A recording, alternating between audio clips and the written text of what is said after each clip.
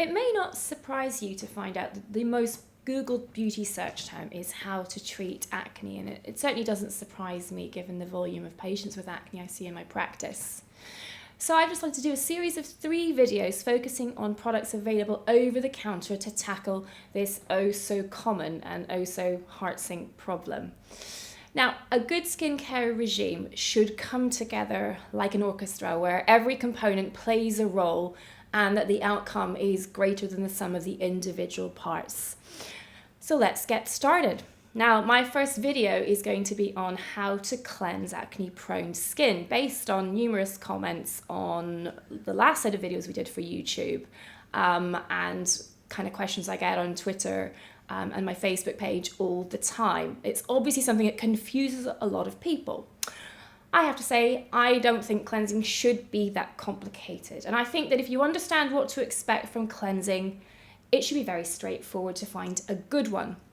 First and foremost, a good cleanser should remove excess oil, it should remove makeup, it should remove sunscreen, and a few dead skin cells. And that's pretty much all you should ask of a cleanser. The other thing that it should not do, which is equally important, possibly more important, is it shouldn't disrupt skin barrier function. Occasionally we ask a cleanser to do a little bit more, and you can add active ingredients to a cleanser, but in general that's something that we should ask of leave-on products, which are going to have much more impact. So when you look at those particular properties, in reality choosing a cleanser shouldn't be that difficult at all. So now that we've got realistic objectives, let's think about acne-prone skin. Now, people can suffer from acne in context of oily skin, which is perhaps most commonly associated with the teenage years, but as we get older, skin often does get drier, so it can become combination or even frankly dry. And that creates a problem for choosing cleansers, because the other thing that happens with acne is that people suffer from what I call acne product abuse. Now, the first thing is that women often become very averse to using moisturizers because they perceive them to make them break out, and certainly the wrong product will do that. And the other thing is that many acne-based cleansers tend to be really foaming, aggressive, a bit like using fairy liquid on your skin. And the reality is that dry, irritated, crispy-looking acneic skin will go to its default state. And guess what? That makes you break out. So choosing the right type of cleanser is vital. Now, I'm going to let you into a secret. Pretty much everyone, except for perhaps the oiliest of oily skins, can use a gentle, non-foaming, non-comedogenic cleanser. The key thing is to make makeup choices that mean that using industrial grade cleansing isn't a necessity. My heart breaks slightly when I see patients in clinic and they have lists and lists of products, and I see the words pre-cleanser, cleanser, post-cleanser, pre-serum, brushes, scrubs. Because fundamentally, the goal is great skin, and great skin requires relatively little makeup. Now, I completely understand the need for concealment, but it's important to make choices with coverage that don't make matters worse. So once you get into the habit of making up in a way that keeps your overall base light and just heavy coverage precisely where you need it, the whole process of cleansing becomes much easier. So I'm going to talk through some of my favorite acne-prone skin cleansers.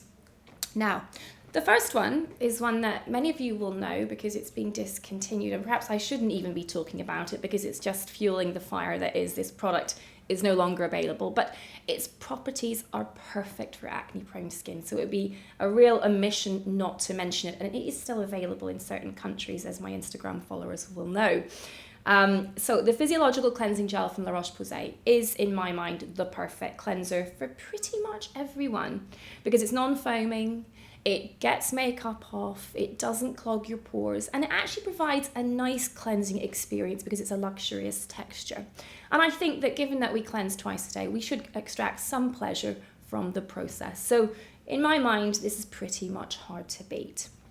Now, in its absence, I have been redirecting patients to the Effaclar H Mousse, also from La Roche-Posay.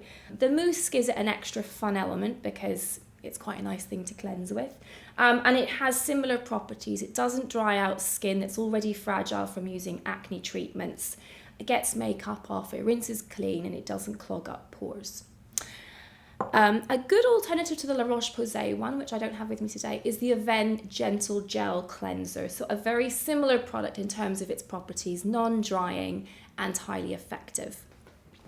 Now, for those who've got very sensitive skin or perhaps don't tend to wear much makeup, or even just for the morning cleanse when there's really not very much to take off the skin, I'm a big fan of the Cetaphil Gentle Skin Cleanser. It's super good value for money. Really doesn't clog pores out, fragrance-free, soap-free, so it's suitable for anybody who's found other products particularly troublesome to use because of their irritation factor. And this is a great one for guys as well. So this is a lovely product just to have in your cupboard, either for morning cleansing or for when you're not really wearing much on your skin. Finally, for those who are really oily, and oil is a problem because it reduces the penetration of active ingredients that you leave on the skin subsequently. So you do want to remove if it's there in excess.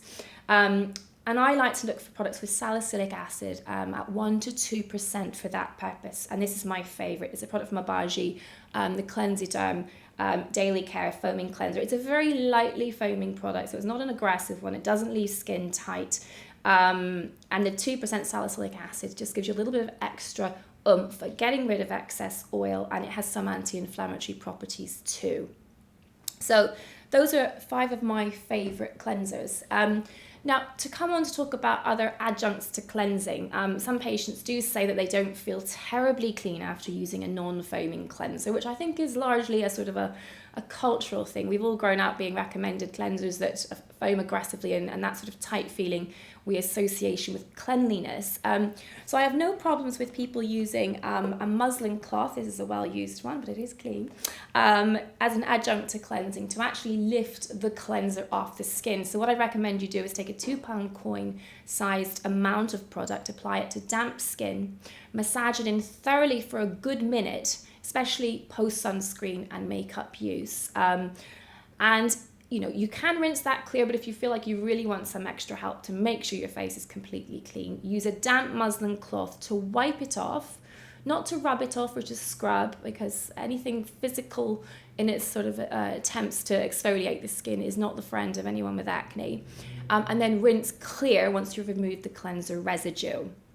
Now, I did bring a cleansing brush along with me today just to talk about them because they are such a common kind of fun tool to add into your cleansing routine at the moment. I think that they are fine to use if you're not breakout prone. I think if you are prone to breakouts, anyone who's tried them will have had experience of this potentially revving up their acne. The one time I feel that a cleansing brush is really useful is if you've been exercising outdoors and you live in an urban environment. We know that the particles that are in exhaust fumes and soot particles, these things, if they settle on the skin, will drive the pigmentation process. So I think it's a smart idea to really cleanse thoroughly to get that kind of rubbish off your skin. But as a day-to-day rule, I think if you've got an inflammatory skin problem like acne or even rosacea, I would park the brush for now. So those are my simple guidelines to an effective cleanse. It's not rocket science, and I think that with careful choices, cleansing can become an integral part of your skincare routine that prepares the way for the next steps, which are probably the most important.